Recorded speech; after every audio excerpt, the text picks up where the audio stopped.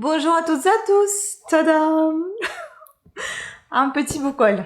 Un tout petit, hein, je vous promets. On va vous faire un petit sac comme ceci, encore un. J'adore ces sacs. Franchement, comme je vous ai déjà dit, je suis pas du tout fan des tote bags. Mais ceux-là, je les aime beaucoup parce qu'ils sont bien épais. Moi, les sacs comme ça, en fait, d'habitude, je les garde pour le pain. Donc, je garde le pain dedans. Comme ça, le pain, il sèche moins vite. Et après, je mets aussi dans la boîte à pain, évidemment. Mais sinon, bon, quand j'en ai trop, évidemment, je fais les courses avec. Donc, je les prends maintenant dans ma librairie. Alors, là, je vais vous parler de seulement, il y en a 5 livres. Donc, on va, comme d'habitude, je vais vous présenter le livre. Je vais vous présenter 4e de couverture. Donc, si vous souhaitez pas entendre ce qui se passe dans le livre, donc, vous avez les chapitres, comme toujours, sous ma vidéo. Il suffit de cliquer sous la vidéo sur les 3 petits points qui vont se dérouler, qui y aura le déroulement de toute la liste. Et là, vous avez le timing, donc qui s'appelle chapitre pour YouTube, sur lesquels vous pouvez cliquer le minuteur, vous pouvez cliquer et voir quel livre vous intéresse, juste pour le voir peut-être ce que j'ai acheté, etc., sans forcément être spoilé par le 4e de couverture. Voilà. Donc maintenant, on va commencer sans plus tarder. Donc ici, on va voir plutôt, je pense toujours un thriller en fait. Ouais, un peu thriller, un peu de tout. Mais plus thriller quand même. Donc, on va commencer peut-être par le dernier que j'ai acquis, donc c'est celui-ci. De Victoria Charlton, Gardez l'œil ouvert, 15 histoires de disparitions mystérieuses. Je vous avoue que je ne l'ai jamais lu. Mais je l'ai déjà vu sur YouTube plusieurs fois. En fait, c'est une youtubeuse qui vous parle de meurtres, des histoires étranges. Et je crois qu'elle est québécoise, je ne sais pas, je vais voir ça. Alors, on va enlever donc là. Elle est là, voilà, la fille. Elle est très agréable quand elle parle, franchement j'aime beaucoup. Et donc de temps en temps je la regardais avant, maintenant plus trop parce que vous savez que bon, je suis pas trop... Moi j'aime bien lire tout ça, mais j'aime pas voir et être complètement imprégnée dans l'histoire parce que je commence à me faire trop d'idées et puis je dors très mal après. Mais de temps en temps je reviens quand même la voir parce que j'aime beaucoup comment elle raconte, elle parle vraiment c'est très intéressant comment elle parle. Donc, nous sommes au livre poche, évidemment, tout ça c'est quasiment tout est au format poche. On n'est pas à 300 pages, un peu moins de 300 pages. Et donc, qu'est-ce qu'on raconte ici? Qu'est-il arrivé à Jean Spangler, une jeune actrice d'Hollywood qui n'a plus jamais donné signe de vie, et à Rebecca Coriam, qui semble s'être volatilisée en pleine croisière? Johnny Gosch, disparu à l'âge de 12 ans, un cas particulièrement médiatisé aux États-Unis, serait-il encore vivant? Reconstitution des faits, décryptage des éléments de l'enquête, anecdotes de recherche et théories personnelles, la youtubeuse Victoria Charlton, connue, je sais pas si on dit Charlton ou Charlton, je suis désolée. Donc connue pour ses vidéos consacrées au true crime, propose des récits captivants, empreints de suspense et d'émotion. De la France aux États-Unis en passant par le Québec, elle nous entraîne sur la piste de 15 disparitions parmi les plus énigmatiques. Donc, le Parisien qui nous laisse son avis, Victoria Charlton, la youtubeuse à succès qui veut relancer les cold cases, raconte des faits divers glaçants. C'est vachement intéressant comment elle parle, donc je vous invite vraiment à aller la voir. Je crois que ça s'appelle exactement comme ça, sa chaîne, je sais pas. Mais il suffit de taper son nom, je pense que vous allez tomber dessus. En fait, ce qui est intéressant, comment c'est fait, je crois que c'est écrit même dans le même style comme elle raconte. Vous voyez, vous avez ici un chapitre, vous avez une photo de la personne de qui elle va parler.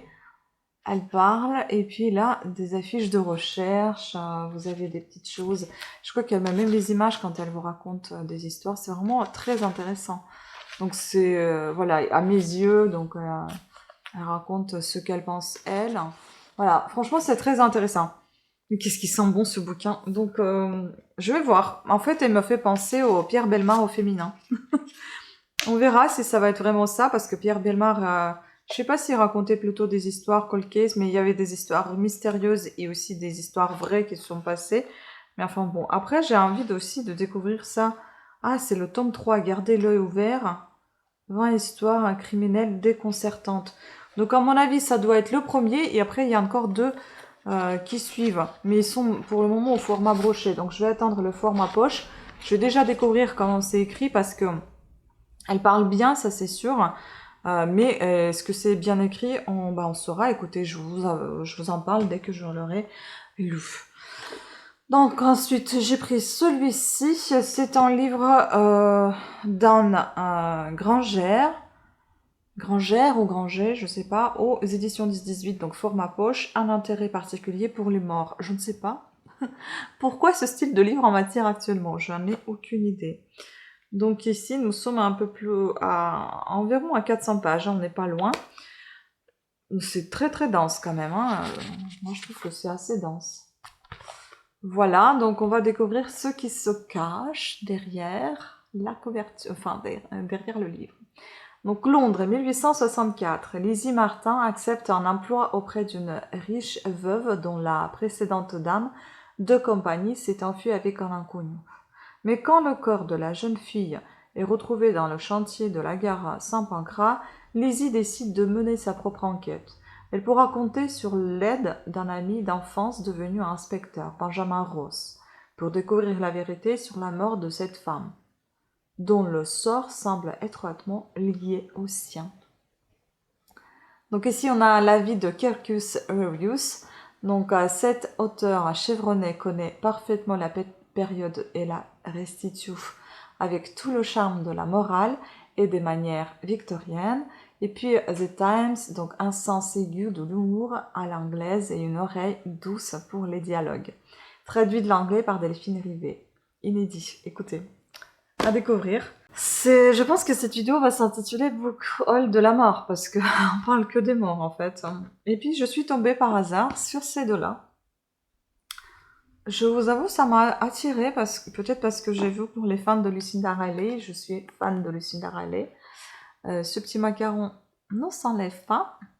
Donc on a, c'est Virginia C. Andrews, donc Fleur captive, je crois que c'est ça le premier. Et les pétales, c'est ça. Et le tome 2, donc les pétales au vent. Ah non, attendez. Non. Si, Fleur captive, c'est son premier. Et pétales au vent, c'est son deuxième tome. Donc c'est une saga, je crois qu'il y a le troisième qui est en attente. Je sais pas combien combien il y en aura. Regardez comment c'est joli. Les couvertures, elles sont très sombres. J'adore. J'adore un peu de surbrillance qui restent mates. Et j'aime beaucoup des petits détails.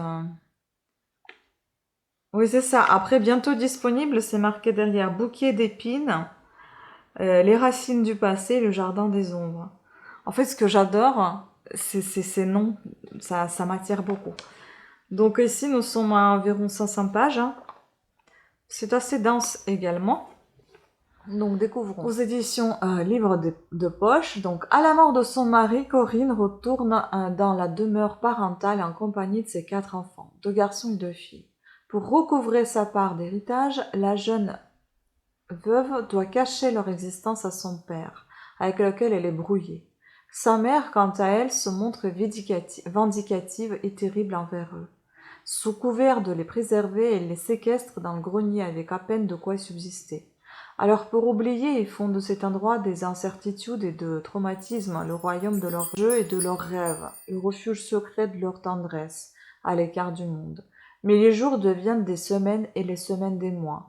Leur vie se transforme en enfer. Dans cette atmosphère délétère de complots familiaux, ils ont plus qu'un objectif, s'échapper, à n'importe quel prix.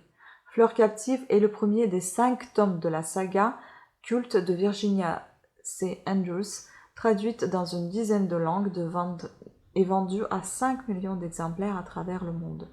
Donc il y en a 5 en tout, vous voyez. Écoutez, ça donne envie. Donc je vais voir pour les autres. Je ne sais pas quand est-ce que... Normalement, ça doit être...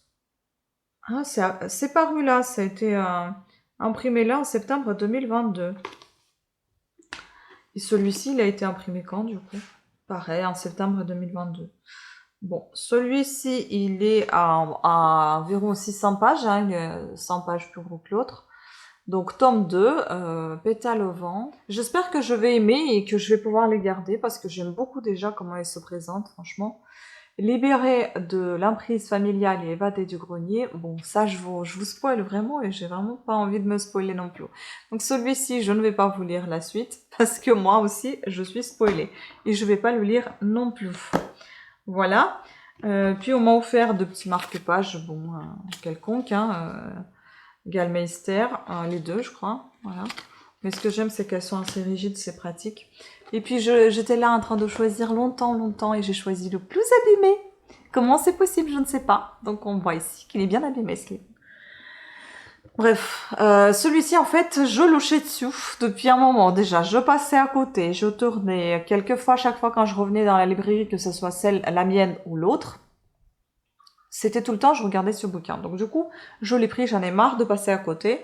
Donc c'est un livre aux éditions fiction, fiction, aux éditions Seuil, fiction ainsi, fiction et compagnie, comment on dit ça? C'est une collection, je sais pas. Donc livre de Alain Mabankou, Le commerce des allongés. Déjà le titre. Donc c'est un roman, je pense que ça va être un roman noir. J'ai pas beaucoup d'éditions Seuil chez moi. Et ici, nous sommes à environ 300 pages, pas loin. Donc, c'est assez sympa. Hein. Liwa Ekimakingai a passé son enfance et continue d'habiter chez sa grand-mère, Ma Lambe, car sa mère, Albertine, est morte en lui donnant la vie. Il est employé comme cuisinier à l'hôtel Victory Palace de Pointe-Noire et il attend de rencontrer l'amour. Un soir de 15 août où l'on fête l'indépendance du pays, il réunit ses plus beaux atouts, à peine achetés l'après-midi et assez extravagants pour aller en boîte. Au bout de la piste de danse, la belle Adeline semble inatteignable. Pourtant, elle accepte ses avances sans toutefois se compromettre. Elle signera sa fin. Le roman est une remontée dans la vie et les dernières heures de jeune homme qui assiste à sa propre veillée funèbre de 4 jours et à son enterrement. Aussitôt en Séville, il ressort de sa tombe pour se venger. En toile de fond, la ville de Pointe-Noire et ses cimetières, en particulier le cimetière des riches, où chacun rêverait d'avoir une sépulture, mais où les places sont très chères, et celui des frères Lachaise, pour le tout venant dont Liwa fait partie. Dans ce grand roman social, politique et visionnaire, la lutte des classes se poursuit jusque dans le royaume des morts, où ceux-ci sont d'ailleurs étrangement vivants. Voilà. Donc voilà comment il se présente. Assez bon, c'est pas très dense, hein, ça va aller. Mais franchement, je pense que ça doit être assez drôle. Ça doit être bien marrant. Bref, voilà. J'espère que ce n'est pas dramatique quand même ce bouquin, mais enfin bon, en tout cas, ça m'a l'air d'être plutôt drôle, mais on verra bien, ça peut être trompeur. Bon bah écoutez, sur ce, je vous remercie beaucoup de votre attention, j'espère que vous avez apprécié cette petite vidéo.